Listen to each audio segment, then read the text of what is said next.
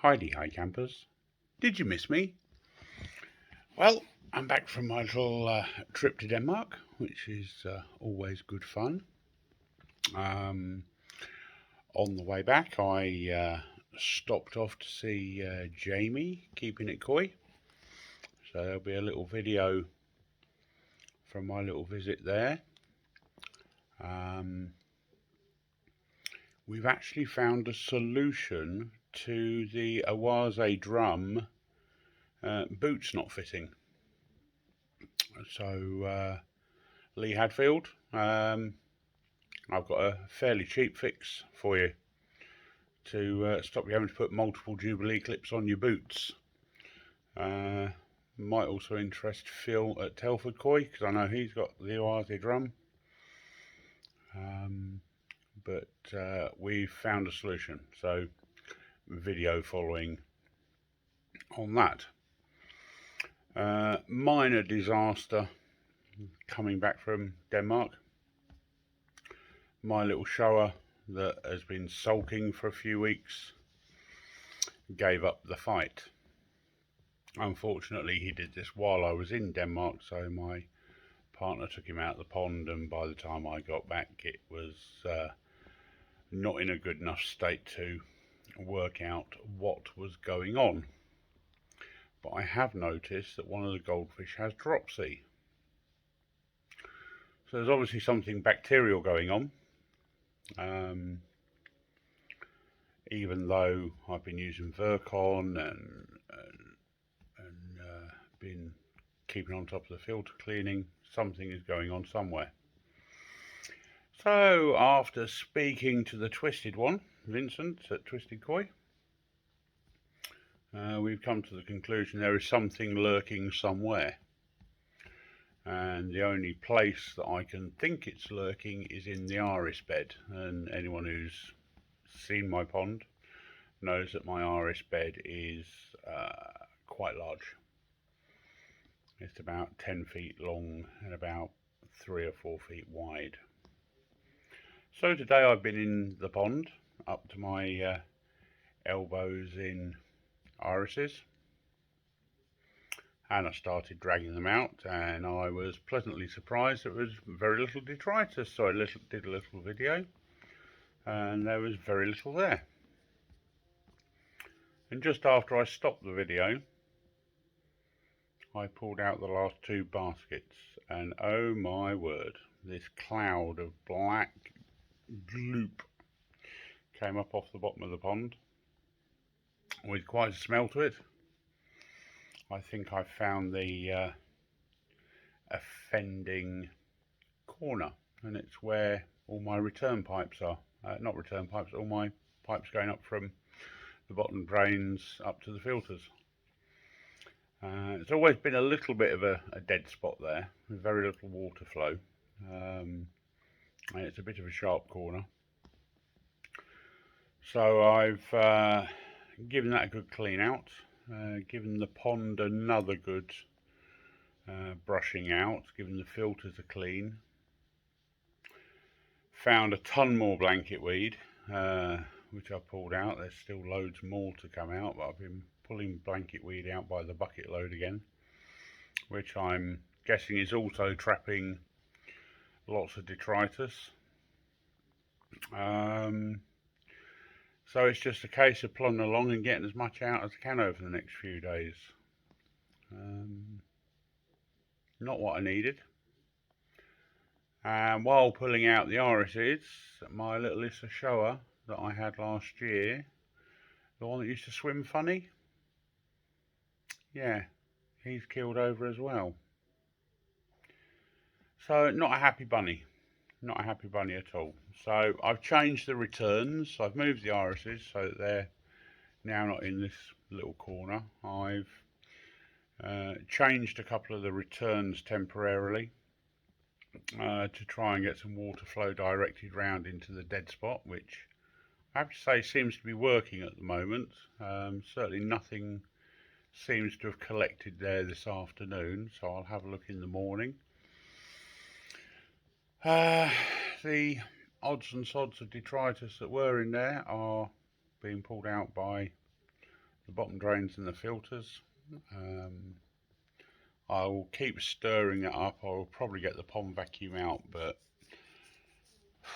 to vacuum the bottom of my pond takes the best part of a day. It's 50 square meters, and one of these vacuums that runs for 30 seconds and then cuts off, and runs for 30 seconds and cuts off, so it takes a little while.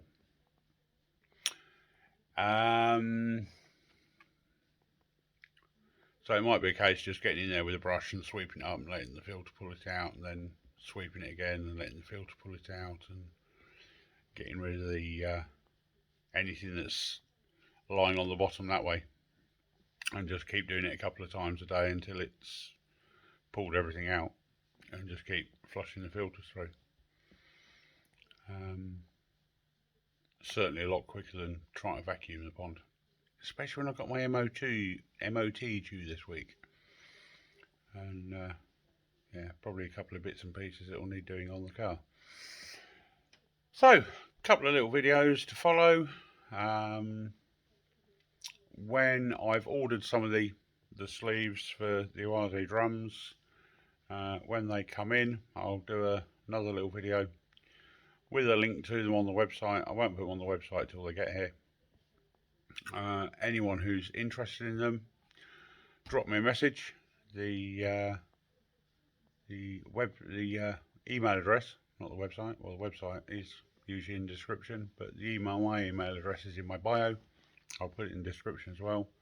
If you have an oase drum and you are having a problem getting the return pipes to fit, I have the fix for you. So until the next time, as the old man used to say, keep it simple, stupid. Videos to follow. Hi campers. Well, I'm here with Jamie keeping it coy, and I'm going to just flip you around, and we have his oase drum. Now, a lot of people have been saying there's a problem with these Profi-Clear drums. Lee Hadfield's had the problem, Jamie's found the problem, and the problem is with the outlet. And the outlet, if you go to put a pressure pipe on it, it wiggles about. If you go to put a rubber boot on it, if I can get it to slide across, no, it's not sliding. It does the same. It wobbles about all over the place. And Lee Hadfield came up with the solution of putting multiple Jubilee clips on, which you can see that Jamie's also done. So I spoke to one of my suppliers and told him the problem, and we've come up with a very simple solution. It's a sleeve. The sleeve fits over the outlet like so, and then your pressure pipe will fit nice and snugly. Or if you are going to rubber boot it, same again, your rubber boot will now fit on there if we loosen off the Jubilee clips nice and snugly. So oase in their wisdom have basically used a push fit pipe coming out of their drum, and I have found the solution to stop it dripping. A very simple plastic sleeve. They cost about £6, so it's not even an expensive solution. So if you've got a Profi-Clear drum, drop me a message, and we'll sort out some of these nice little adapters for you. Bye for now.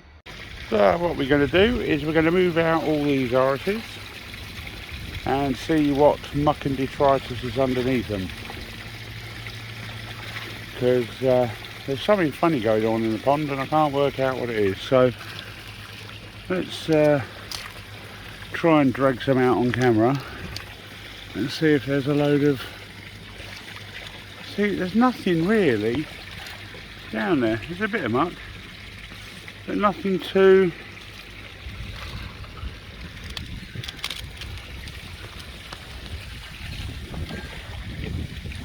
nothing really drastic down there.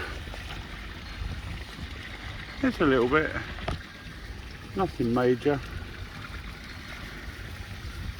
I thought this would be absolutely full of muck.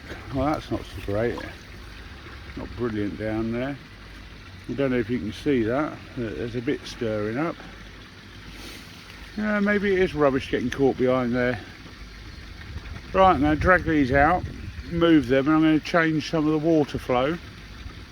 And see if we can get some water movement over in this corner. And see if some of that detritus will get washed out. But there's nowhere near as much down there as I thought. Look at the crap that's come out of that.